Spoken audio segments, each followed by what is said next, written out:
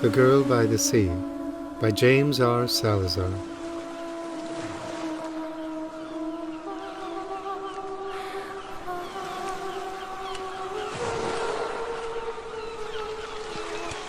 Tell me a story, Grandma. It's too late for a story, and you must sleep. Tomorrow we're going on a trip to the sea. I'm not sleepy, Grandma. Oh, maybe just a little one. Oh dear, let's see, she thought to herself. She turned and looked at the two paintings she prized sitting on top of the fireplace. One of the paintings was a portrait of herself as a young girl. The other was a painting of a mermaid sitting in a water cave. Then she began to tell her story. Once long ago I had a special friend, a secret friend. Her name was Mercy. It all began one summer's day by the sea. Our art class took a field trip to the sea to practice our painting. Plein air, they call it. I love painting out in the fields and by the sea.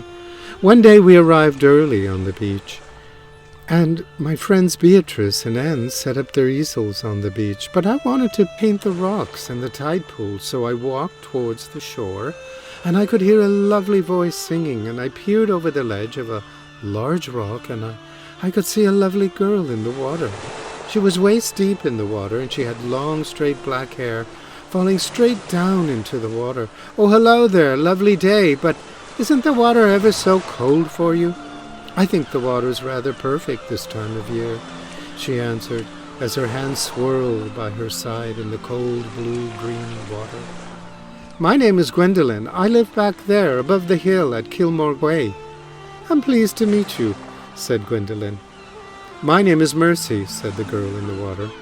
Gwendolen said, my friends and I have come to paint the sea and the sky, as she pointed to her two friends in the distance, their dresses and scarves flowing in the breeze beside their easels. We're studying drawing and painting at the art school, Gwendolen said. Would you like to see one of my paintings? What is a painting? The girl asked. Gwendolen held up one of her paintings. Would you like to see it up close? I can come down and show it to you, Gwendolen asked. Mercy said yes, as she knew she could sink into the water quicker than the blink of an eye, and Gwendolen climbed down, carrying her carpet bag and canvases, and Gwendolen held up one of her paintings of rocks and tide pools. Mercy thought it was the loveliest thing she had ever seen. It reminded her of the many paintings she had seen in shipwrecks deep below the sea. We hope to be great artists one day, Gwendolen said. What's an artist? Mercy asked. Oh, Gwendolen thought for a moment, then said, an artist is a person who is inspired to draw or paint, sing or dance, and express what they see and feel around them. It's as if they can capture a glimpse of the life and the world and share it with others. I wish I were an artist. It seems such a lovely life, Mercy said. Anyone can be an artist. You just have to work at it, Gwendolen said. She pulled out a pencil and brushes and paints. This is a pencil, and you can draw circles and lines and shade, like this, as she moved her hand up and down the canvas. Then you can mix paints with this brush. Yellow and green make blue, red and yellow make orange, and black and white make grays, like the colors of the rocks. Gwendolen smiled as she showed Mercy her brushwork on the canvas. Gwendolen noticed her friends Beatrice and Anne packing up on the beach. Oh, I must go. But I'd like you to have these, Gwendolen said, leaving behind a pencil, brushes and paints and canvas. Thank you, Mercy said. The following weekend, Gwendolen returned with her friends to paint. She left her two friends on the beach. Gwendolen hurried to the tide pools and sea caves, hoping she would see her new friend Mercy. She didn't see Mercy, so she began to paint the tide pools that she loved. After some time, she heard Mercy singing. She peered over the rocks, and once again she saw Mercy enjoying the water. Her hair was black, wet, and straight, pressed against her chest. Her hair was so long it covered her body, like a wet black shawl. Good morning, Mercy. Gwendolen noticed a magnificently painted painting of herself, sitting by the rocks. She marveled at the painting. It was like looking in a mirror. Her red hair, green eyes, sparkled so lifelike. She noticed the beach hills and town in the back, background were painted beautifully. Gwendolen said, "Oh my good Lord, you are truly a naturally gifted artist. However did you capture all the details?" "I hope you like it," Mercy replied. "It does resemble you." "Indeed it does," Gwendolen excitedly said. Gwendolen asked Mercy, "Why do you always stay in the water, Mercy? It's so awfully cold. Don't you ever want to walk in the warm sand?" "The water isn't cold for me. It's like warm velvet." "You're so funny. We run from the tides, yet you seem so comfortable in the tides." Mercy said, "Would it frighten you if I said I can't?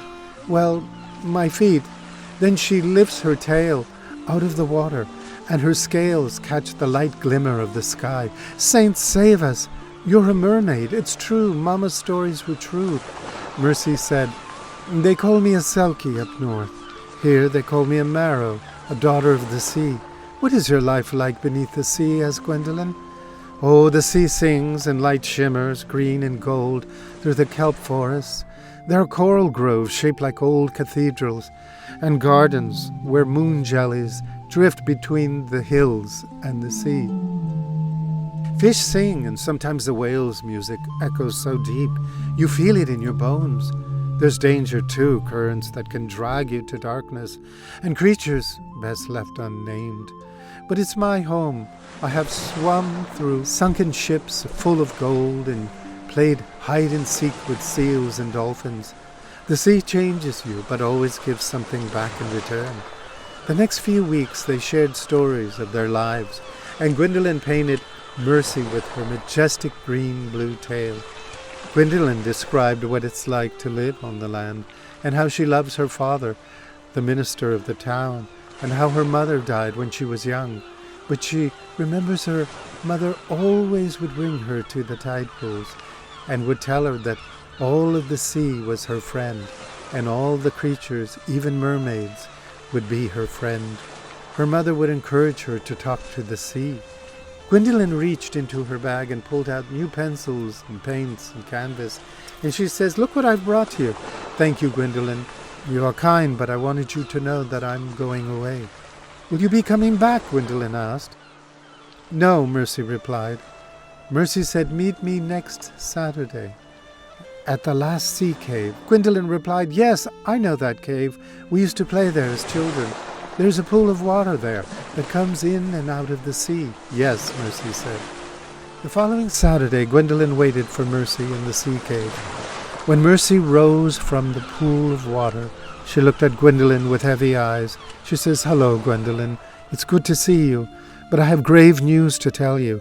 A great turbulent storm is coming tomorrow. You must warn your family and friends. You must go to higher ground, to the mountain top. There you will be safe." "But how do you know this?" "I must go. Farewell, my friend." Gwendolen returned home and told her father of Mercy, her friend, and the warning of the coming storm. Her father reacted with disbelief and replied, "A mermaid's tale. Gwendolen, you've let your imagination get the best of you." Desperate, she led him to the shore. The wind howled and the horizon began to churn black clouds in the far distance, and when he saw the whole ocean beginning to shift into wild waves, he finally believed her. He rang the church bells, calling the villagers to climb to the hill, the highest hill there where the monastery was. That night the wind whipped around the village, and the sea flooded the streets and roads. The villagers huddled together on top of the mountain at the monastery and prayed, giving thanks to God, and Gwendolen silently thanked Mercy and prayed she was safe. Gwendolen's father walked over and said, "I'm sorry I didn't believe you, Gwendolen, and I wish I could thank your friend Mercy." Gwendolen embraced her father and felt grateful. She felt that Mercy had opened a door in her heart, where mysteries, love, friendship would always live in harmony, giving her meaning and inspiration. The following week, Gwendolen returned to the sea cave, where she last saw Mercy. There on a rock was an old ornate golden box, from some ancient shipwreck, Gwendolen imagined.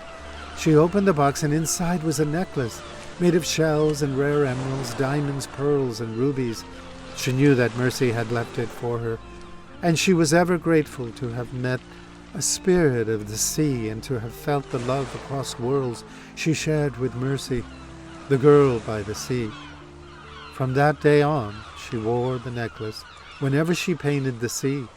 They said no one could paint the ocean quite like Gwendolyn Byrne.